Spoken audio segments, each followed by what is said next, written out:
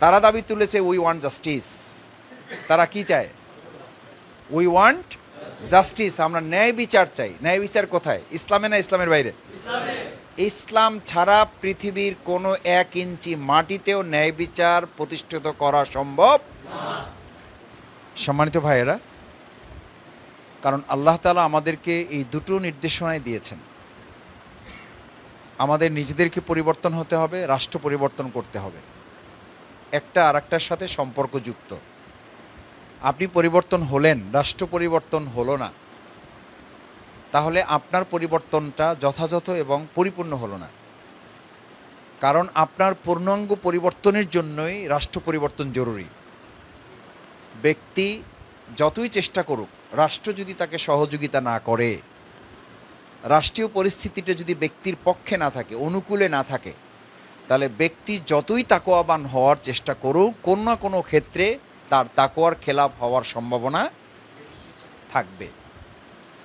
সে কারণে আল্লাহ তাআলার নির্দেশ হচ্ছে ইয়া আইয়ুহাল্লাযীনা আমানু দুখুলু ফিস সিলমি কাফা।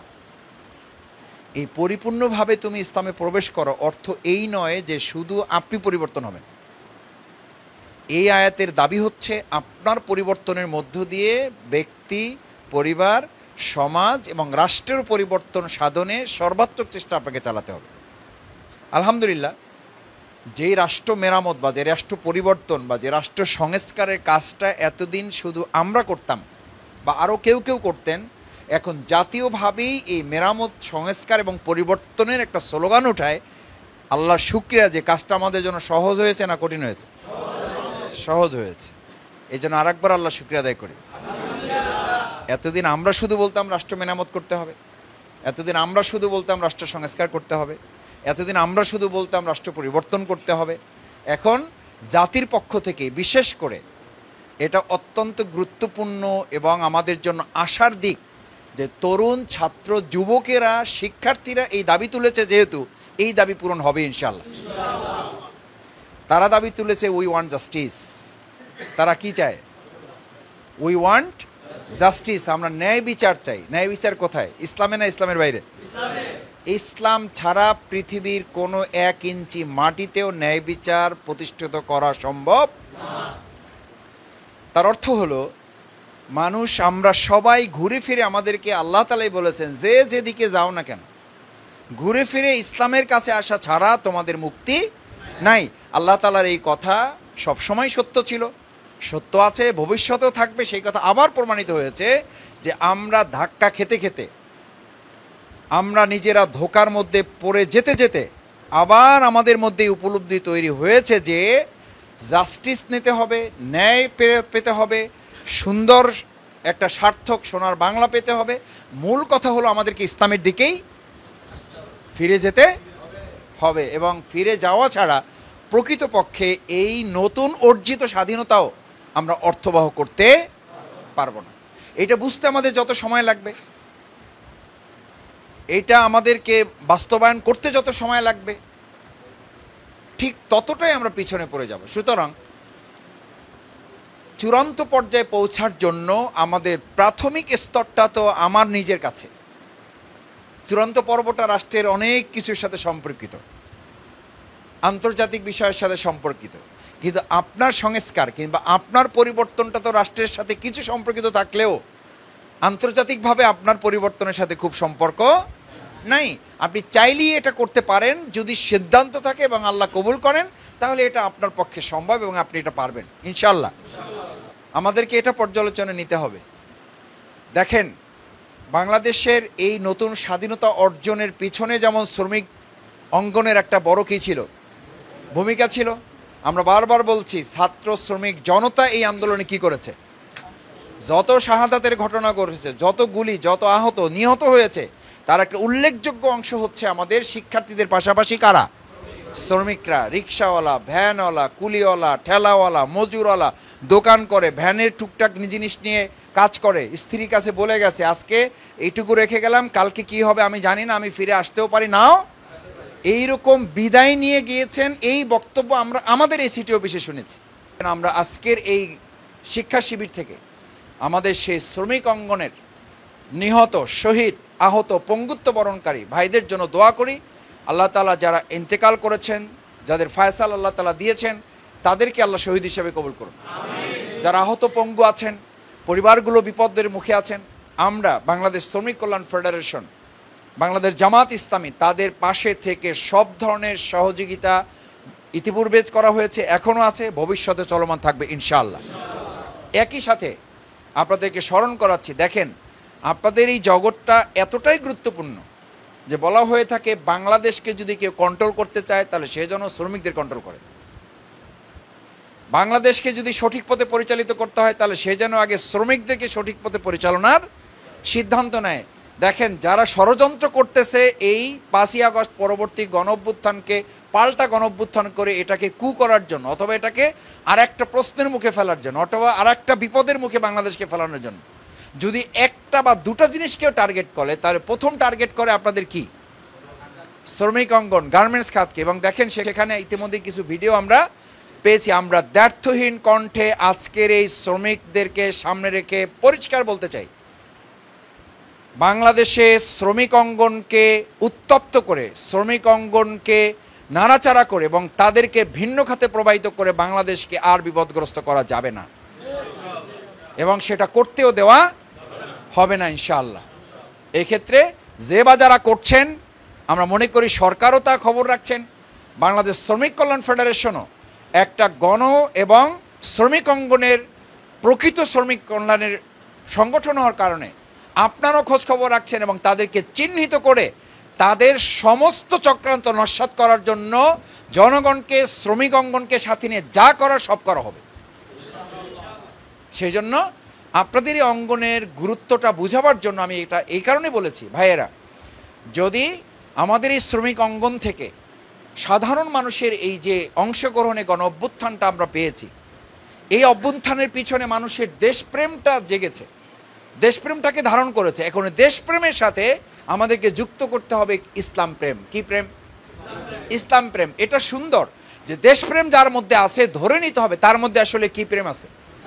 ইসলাম প্রেম যার মধ্যে আছে সে দেশপ্রেমিক হওয়া ছাড়া দেশদ্রোহী, দেশের বিরুদ্ধে ষড়যন্ত্রকারী হতে পারে না, অসম্ভব। সেজন্য আমরা বিশ্বাস করি আমাদের শ্রমিক অঙ্গন 2024 সালের 5ই আগস্টের রাষ্ট্রের এই পরিবর্তনে যে ভূমিকা রেখেছে, নিঃসন্দেহে তাদের দেশপ্রেমের সাথে ইসলাম প্রেম আছে। ভবিষ্যতে এটাকে কাজে লাগিয়ে উই ওয়ান্ট জাস্টিস বাস্তবায়ন করবো আমরা ইনশাআল্লাহ। শ্রমিকদের সব সময় অবহেলা, বঞ্চনা, লাঞ্ছনা, অধিকার থেকে তাদের কি করা হয়? দূরে ঠেলে রাখা হয়। তাদের কথা বলার সুযোগ থাকে না, তাদের জীবনযাপন পদ্ধতির তেমন কোনো উন্নতি সাধন হয় না। সব সময়ই দেখা যায় যে একটা শ্রেণী বা একটা পক্ষ, একটা মালিক গোষ্ঠী, নির্ধারিত একটা অংশই শুধু কি থাকে, তাদের জীবন মানের উন্নতি হতে থাকে, তারা ভালো থাকে, অথচ বৃহৎ একটা অংশ ভালো থাকার সুযোগ পায় না। আমি দ্বিতীয় আরেকটা কথা আপনাদেরকে স্মরণ করাচ্ছি। দেখেন আমাদের এই আন্দোলনে সবচেয়ে বড় ব্যানার, এখন ব্যানারে যা বেশি ব্যবহৃত হয় যে লাইনটা, সেটা কি? সেটা হলো একটা বৈষম্যহীন বাংলাদেশ গড়তে হবে। যদি আজকে এই কথাটা সত্য হয়, আমি মনে করি বাংলাদেশের সমস্ত সেক্টরের মধ্যে সবচেয়ে বেশি বৈষম্য শিকার যারা, তারা হলো শ্রমিক অঙ্গন। আমরা পরিষ্কার বলি, প্রিয়নবী মুহাম্মদ রাসূলুল্লাহ সাল্লাল্লাহু আলাইহি সাল্লামের মতো এত শ্রমিক বান্ধব মহামানব পৃথিবীতে কেউ আসে নাই, নেই, ভবিষ্যতেও আর কেউ আসবে না, যিনি একথা প্রমাণ করেছেন, বলেছেন, বাস্তবে নজির রেখেছেন যে শ্রমিকের ঘাম শুকাবার আগে তার কি দাও, তার পারিশ্রমিক প্রদান করো। এটা নির্দেশ ইসলামের। এই নির্দেশ যে ইসলামে আছে, সেই ইসলামের বিধান কার্যকর করা ছাড়া শ্রমিক অঙ্গন সহ বাংলাদেশে বৈষম্যহীন একটা রাষ্ট্র প্রতিষ্ঠা সম্ভব না।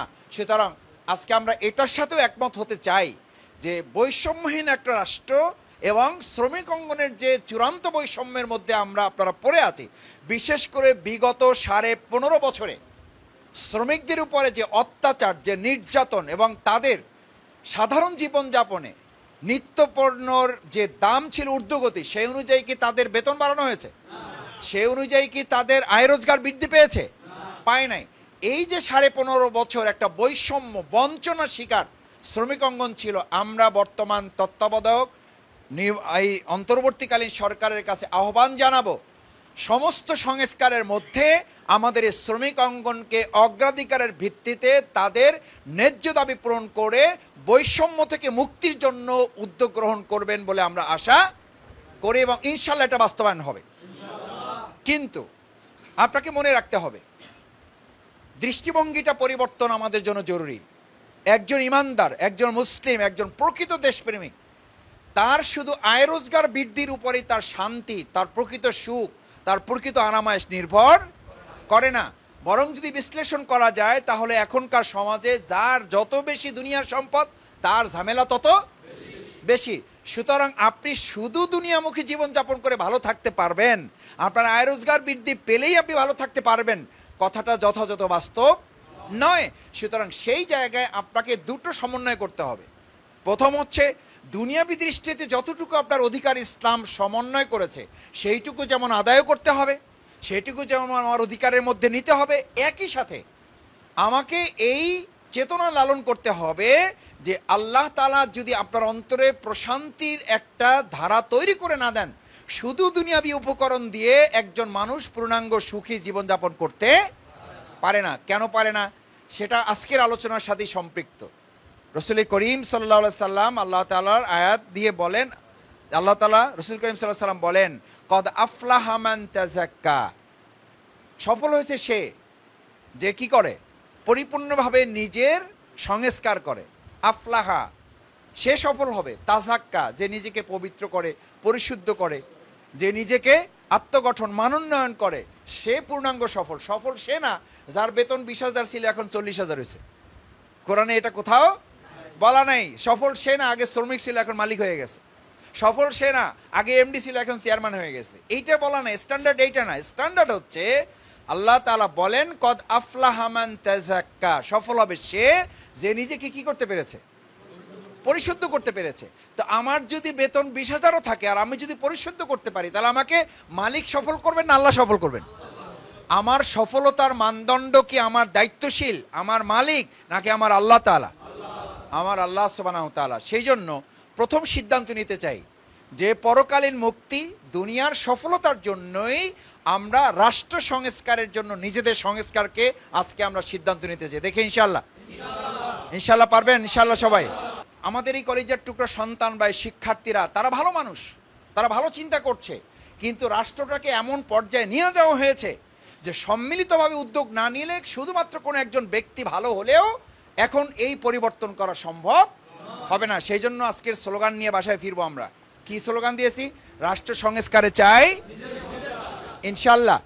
2024 সালের 5ই আগস্ট যখন আন্দোলন সফলতার দ্বার প্রান্তে, তখন শেখ হাসিনার মাথায় ঢুক যে এই আন্দোলন এখন থামানোর একমাত্র উপায় হলো জামাত শিবির কি করা। তাহলে আন্দোলন কি হয়ে যাবে? নিষিদ্ধ হয়ে যাবে, আন্দোলন স্থিমিত হয়ে যাবে। যে আমাদেরকে নিষিদ্ধ করলে আন্দোলন কি হয়ে যাবে? নিষিদ্ধ হয়ে যাবে। অথচ ফল হয়েছে উল্টা।